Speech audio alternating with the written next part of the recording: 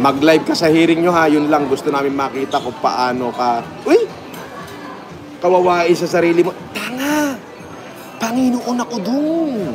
Oo. Anong kawawain? Gusto mo, sampal-sampalin ko sa nguso si Makagago sa hearing namin eh. Pero hindi ko gagawin. Hindi ko siya pasasaktan. Kasi ipakukulong ko siya eh. Hindi naman para manakita ko ng tao. Oo.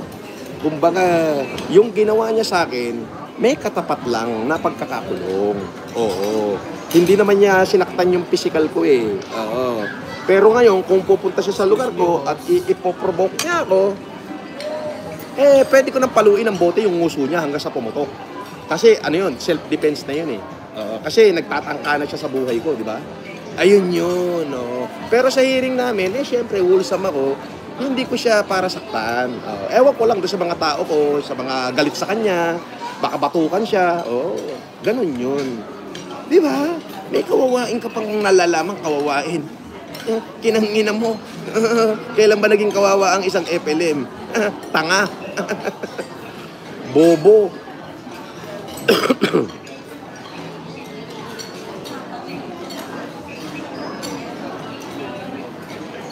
Diba? Tulad niya. I'm going to eat na. Kulong ka din sa paglabas mo ng info sa sakit. Gago. Hindi ako pwede makulong doon. Tanga, bobo ka. Bukod sa walang prima facie evidence, bukod sa wala siyang ebidensya, tanga. Mura lang yun. 2,000 lang ang piyansa noon. Tanga. Kahit hindi ako pumunta ng korte, uutusan ko lang yung abogado ko. Bobo. At tanga-tanga mo o kininam. At tanga-tanga mo. Privacy Act. 5,000 lang piyansa niyan. 2,000 nga lang yata, baka 500 lang eh. Pukin ang ina mo, dyan mo ko tatakutin sa Privacy Act. Tanga, sa pagsasampaling kita dyan eh. Puta na, rebellion nga. Hindi ako natakot eh. Sa kaso rebellion eh. Inciting to sedition. Hindi ko nga kinatakutan. Nilayaan ko nga eh. Di ba?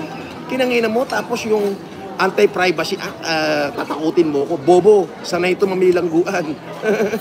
Tanga mo o kinam. Di ba? Ganyan kakabobo kung kinangina mo. Di ba? Di ba yan na nga yung sinabi niya roon sa kanya abogado, Privacy Act? Tinanong, asa ng ebidensya natin? Ay, wala. Ay, hindi tinatanggap ng korte ang hindi authenticated. Hindi tinatanggap ng korte yan. Di ba? Di ba? Sabi nito, boss, patutumbong mo ba si Makagago sa kulungan? Oo! Hindi lang patutumbong. Puta pa po patutubig ko, wet packs nun. Kinagina mo? Bawal dito. Bawal dito ang bawal dito ang pangit. Bawal. Sabi ni Antonio, boss, baka pwede pa shoutout sa buddy ko, Lester Almongera. Isang dekalibring shoutout sa dekalibring tao na si Lester Almongera. Mabuhay ka, galing kay FLM yan. May talino ka. Yan. Katulad nito, ito bawal to. Ayan bawal yan.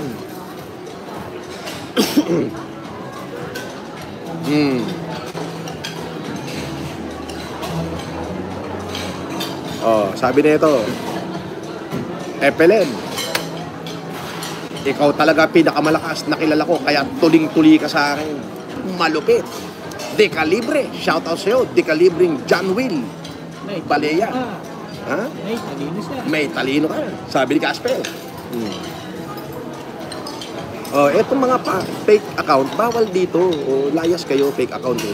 Gawa uli kayo ng bago account, tapos pasok, subscribe para makapag-comment. Eto, katulad nito, waiting daw makulong si Makabaho. Huwag kang mag-alala, makukulong yan. Promise. Diba? Sabi ni Idol, may kaibigan po ako nasa hospital. Sana matulungan niyo ako, Idol. Saang hospital? Saang hospital? At ano sakit? Baka hindi ko kaya natulungan siya ng buong buo. Pero kahit pa paano, tutulong ako. Ha? Ayun.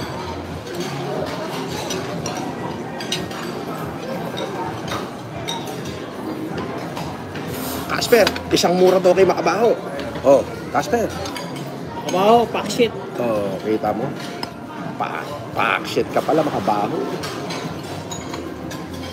Sabi ni Mary Grace Angeles, Idol, pa-shoutout nga daw kay Mary Grace Angeles. Salamat, Idol. Oh, isang dekalibring shoutout mula sa dekalibring si FLM.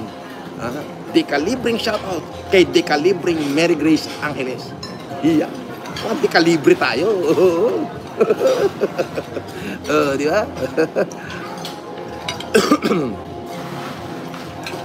Idol, diyan ka nakatira sa Sheraton Hotel. Yes. Sa Sheraton Hotel ako nakatira. Presidential room.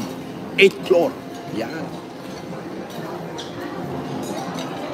Sabi ni Celine Jones, Idol FLM, isang mura naman na malutong kay Makabaho bago ka kumain. Hehehe. Oh, Makabaho. Makabaho na Mongoloid. Mongoloid, na mukhang iti, na mukhang okay, na walang laman ng utak. Oh. Kukininam ang nanayon. Oh, sa Tagalog, kinangina mo, minuminuto. Diba? Oh, walang yaka kasi tao. Oh, yan ang bagay sa'yo, kukininam. Oh. Satisfying. Okay. Shout out sa'yo, satisfying.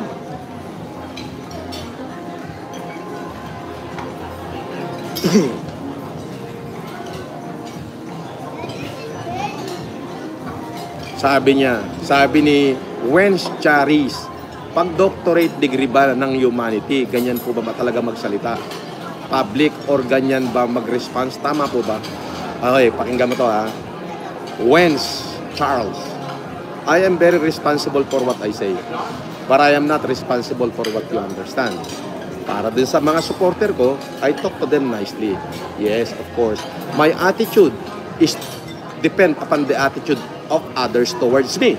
Now, therefore, ito kasing si Makabaho, walang hiyang nilalang to. Hindi to tinatablan ng malumanay na salita. Kahit na wala kang ginagawa sa kay Makagago, kahit na wala kang ginagawa sa kanya, pag napagtripang kanya, iko-content kanya.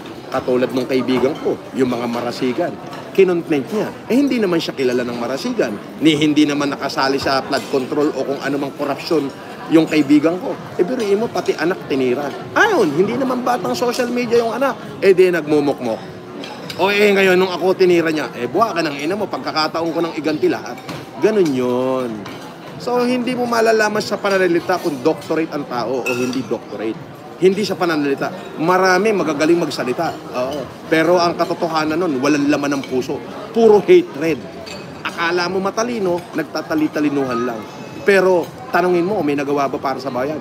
Wala. At least ako, ganito ko, prangka, walang hiya. Di ba? Malamura pag nagsalita. Pero makatao ko. Para si Presidente Duterte. Di ba? Wag mo sabihin hindi abogado yon. Fiscal pa yon. Doctorate degree din yon. Nakita mo, palamura din. Bakit? Totoong tao eh. So, don't tell me na ganito, pag doctorate, ganito ba dapat magsalita? Hindi ganon. Ilalagay mo kung nasa ang sitwasyon. Now, yung mga tao kasi na minumura ko, they deserve what I have said. Bakit? Bakit they deserve? Kasi that is the dose of their own medicine.